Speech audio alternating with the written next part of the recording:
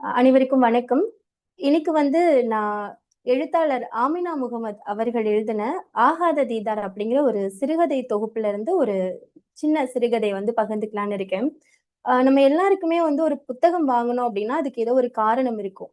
இந்த புத்தகம் நம்மளுடைய கேலக்ஸி பதிப்பகம் தான் வெளியிட்டிருந்தாங்க. அப்போ வெளியிட்டிருந்தப்போ அந்த அட்டை படத்தெல்லாம் காமிப்பாங்க இல்லையா? அப்போ அந்த அட்டை படத்து மேல ஒரு வாசகம் இருந்தது. அதாவது இந்த உலகத்துல மக்களுக்கு யார் சொர்க்கத்திற்குரியவர்கள், யார் நரகத்திற்குரியவர்கள் அப்படிங்கிற விவாதம் தான் இருக்கு.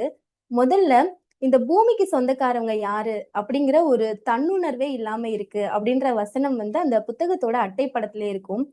அது பார்த்ததுக்கு அப்புறம் இந்த புக் வாங்கி இதுக்குள்ள என்ன இருக்குன்னு படிக்கணும் அப்படிங்கிற ரொம்ப ஆர்வமா இருந்தது எனக்கு. அப்படி வாங்கி படிச்ச புத்தகம் தான் இது. எனக்கு தெரிஞ்சு இது நான் அது வெளியிடப்பட்ட உடனே வாங்கி படிச்சுட்டேன்னு நினைக்கிறேன். ஆனா இப்ப வரைக்குமே அதோட தாக்கம் இன்னும் மனசோட ஓரத்துல இருந்துட்டே இருக்கு. ஒரு மரண வீடு, அந்த மரண வீட்டோட ஏதோ ஒரு தொடர்புல இருக்கக்கூடிய பெண்கள். இதுதான் மையக்கரு அந்த தொகுப்புல இருக்கிற எல்லா சிறுகதைகளுக்குமே. அப்படி அந்த பெண்கள் அந்த மரணத்தினாலேயோ, அந்த மரணம் நிகழ்ந்த அந்த மனிதனாலேயோ அனுபவிக்கக்கூடிய வலிகளா இருக்கட்டும், அவங்க ஏற்றுக்கொள்ளக்கூடிய வடிவமா இருக்கட்டும், இல்ல அவங்க மேல புகுத்தப்பட்ட ஒரு வடிவமா இருக்கட்டும், இல்ல ஒரு ஒரு வாழ்க்கை வாழ்ந்துட்டு இருப்பாங்க.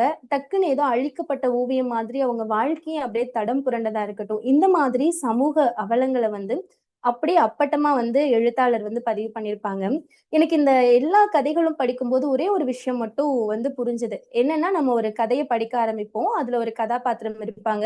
அவங்க மூலமா தான் அந்த கதை நகர்ந்துட்டு இருக்கும். ஆனா அது படிச்சு முடிச்சதுக்கு அப்புறமா, நமக்கு என்ன தோணும்னா, இது ஒரு பெரிய சமூக பிரச்சனையோட பிரதிநிதியா தான் அந்த கதாபாத்திரம் நிக்கிற மாதிரி இருக்கும். அந்த குறிப்பிட்ட பேர் இருக்க கதாபாத்திரம் நமக்கு அப்ப தோணாது. ஒரு சமூகத்தோட பிரச்சனையா தான் இத நம்மளால பார்க்க முடியும். அந்த அளவுக்கு எழுத்தாளரோட எழுத்து வன்மை இந்த புத்தகத்துல ரொம்ப அழகா இருக்கும். அந்த புத்தகத்துல இருந்து இன்னைக்கு புகைப்படம் அப்படிங்கிற ஒரு சின்ன சிறுகதை நான் பகிர்ந்துக்கிறேன். இந்த சிறுகதையோட தொடக்கத்துல சாரா பானு என்ன பண்றாங்க அப்படின்னா, ஒரு மாலை நேரம் அவங்க ரூம்ல இருக்க அலமாரி எல்லாத்தையும் அப்படியே வேக வேகமா கலைச்சு போட்டு ஒன்ன தேடிட்டு இருக்காங்க. ஒரு புகைப்படத்தை தேடுறாங்க. ரொம்ப நேரம் தேடினதுக்கு அப்புறம் அவங்களுக்கு அந்த புகைப்படம் கிடைச்சிருது. அதை எடுத்து பாக்குறாங்க. 3 நபர்கள் இருக்காங்க. அதுல ஒரு நபர் ஒரு ஆண் சாரா பானுவ ரொம்ப குட்டி குழந்தையா அவங்கள தூக்கி வச்சிருக்கிற மாதிரி அந்த புகைப்படம் இருக்கு.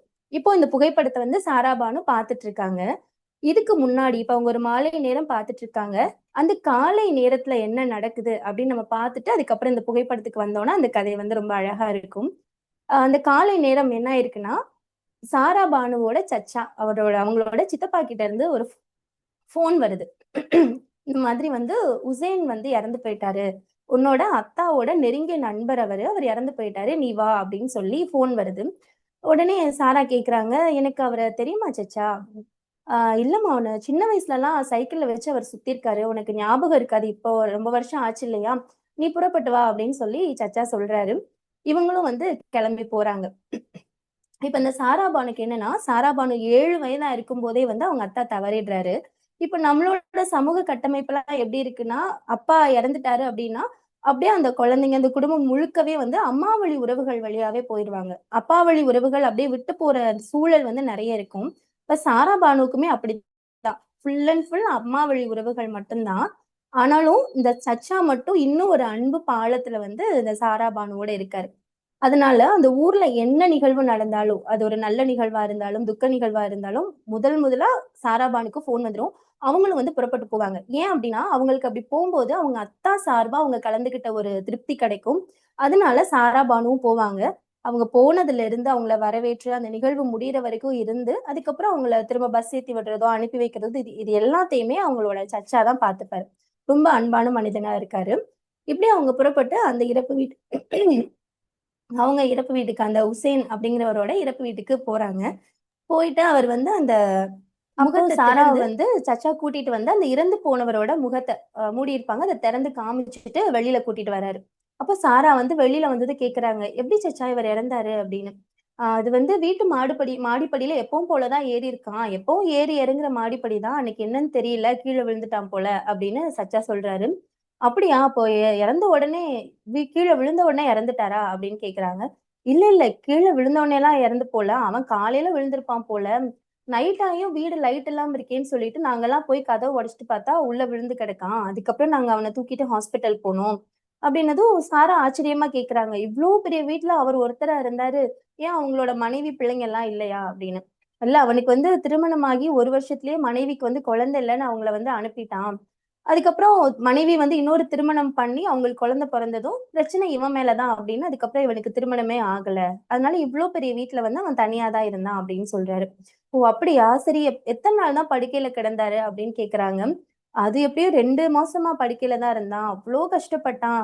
ஒவ்வொரு நாளும் வலியில துடிச்சு, துடிச்சு கடைசியா யாருமே இல்லாம இறந்து போயிட்டான். ஒருவேளை யாராவது கூட இருந்திருந்தாங்க அப்படின்னா, காப்பாத்திருக்கலாம்னு நெனைக்கிறேன். ஆனா, அவன் துடிச்ச அளவுக்கு வலியில வந்து எந்த ஒரு இறப்பையுமே நான் பார்த்ததில்ல. அவ்ளோ ஒரு மோசமான இறப்பு அவனோடது. இனிமேலாவது இந்த மாதிரி இறப்பு வந்து யாருக்கும் நடக்கக்கூடாது அப்படின்னு சொல்றாரு.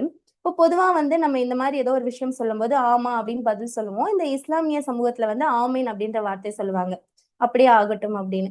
அப்ப இந்த மாரி ஒரு இறப்பு இனிமேல் நடக்கக்கூடாது அப்படின்னு அவர் சொல்லும்போது, ஆமீன் அப்படின்னு சாரா சொல்றதுக்கு வாய் எடுக்குறாங்க. ஆனா அவங்களுக்கு வார்த்தை வரல. ஏன் அந்த வார்த்தை வரல அப்படின்றதுக்கு பதில வந்து மறுபடியும் நம்ம அந்த புகைப்படத்த போய் பார்த்தோம்னா தெரிஞ்சுக்கலாம். புகைப்படத்துக்கு மறுபடியும் நம்ம வரோம். இப்ப சாயங்காலம் வந்து அந்த இறப்ப முடிச்சுட்டு வந்து தான் அவங்க அந்த புகைப்படத்த தேடி எடுத்து அத பார்த்துட்டு இருக்காங்க. அப்படி பார்த்துட்டு இருக்கும்போது, அந்த இறந்து போன நபர் தான் வந்து அந்த குட்டி குழந்தையா இருக்கிற ஜாராவ வந்து தூக்கி வச்சிருக்காரு. இப்போ அந்த குட்டி குழந்தையா இருக்கிற ஜாரா வந்து ஒரு 5 வயதாக இருக்கும்போது, அந்த குழந்தை மேல ஒரு வன்முறையான வரம்பு மீறிய தீண்டல்கள வந்து அவர் செஞ்ச ஞாபகம் வந்து இவங்களுக்கு அப்போ இருந்தே இருக்கு. அப்ப இருந்து அந்த புகைப்படத்த அப்பப்ப ரொம்ப கோவமா எடுத்து பாத்துக்குவாங்க. இன்னைக்கு வந்து அந்த புகைப்படத்த பார்க்கும்போது, முதல் முறையா அவங்களுக்கு வந்து புன்னகை வருது, சிரிப்பு வருது. ஏன்னா, அவங்களோட மரணத்த வந்து சச்சா சொன்னாரு இல்லையா? "அவ்ளோ ஒரு கோரமான மரணம்" அப்படின்னு. அத பார்த்ததும் அந்த சிரிப்போட அந்த புகைப்படத்த வந்து கிழிச்சு போடுறாங்க. அப்போ போட்டுட்டு ஒரு விஷயம் அங்க சொல்லியிருக்காங்க. புகைப்படத்துக்கு வந்து காலத்த நிறுத்தி வைக்கிற சக்தி மட்டும் கிடையாது. அந்த நபர்கள் அந்த காலத்துல செஞ்ச ஒரு தீய செயல்களோ, இல்ல துரோகங்களோ கூட அந்த புகைப்படங்கள் வந்து ரொம்ப பத்திரமா வச்சுக்கும் அப்படின்னு சொல்லிட்டு. இப்போ இதிலருந்து சாரா வந்து அந்த 5 வயது குழந்தையா இருக்கும்போது அவங்களுக்கு எதுவுமே தெரியாது. அவங்க அந்த மாதிரி ஒரு விஷயத்துக்கு ஆளாக்கப்பட்டிருக்காங்கன்றது கூட புரிஞ்சிருக்காது. 10 வயசுல கூட புரிஞ்சிருக்குமா அப்படிங்கிறது ஒரு பெரிய கேள்விக்குறி தான். ஒரு கட்டத்துல அவங்களோட உடல பற்றின அறிவு அவங்களுக்கு வரும்போது தான், இந்த விஷயமே அவங்களுக்கு புரிஞ்சிருக்கும். கிட்டத்தட்ட ஒரு 10, 15 ஆண்டுகளுக்கு அப்புறம், நம்மள இப்படி ஒருத்தர் பண்ணியிருக்காரு அப்படின்றது புரியும்போது, அது எவ்வளவு கோவம் வரும், எவ்வளவு ஒரு அருவருக்கத்தக்க செயலா அது பார்க்கப்படும் அப்படின்னு அந்த புகைப்படம் மூலமா ரொம்ப அழகா சொல்லி, அந்த புகைப்படத்த வந்து அவங்க கிழிச்சு போடுற நொடியில வாசிக்கிற நம்மளுமே கண்டிப்பா வந்து ஏதோ ஒரு மகிழ்ச்சி வரும். அது ரொம்ப இனிமையான மகிழ்ச்சின்னு சொல்ல முடியாது. அந்த மகிழ்ச்சிக்குன்னு ஒரு உணர்வு இருக்கு. அந்த மகிழ்ச்சிய வந்து அந்த எண்டிங் வந்து கண்டிப்பா குடுத்திருக்கும். இந்த சிறுகதை வந்து உங்களோடலாம் பகிர்ந்துக்கிட்டதுல மகிழ்ச்சி. நன்றி.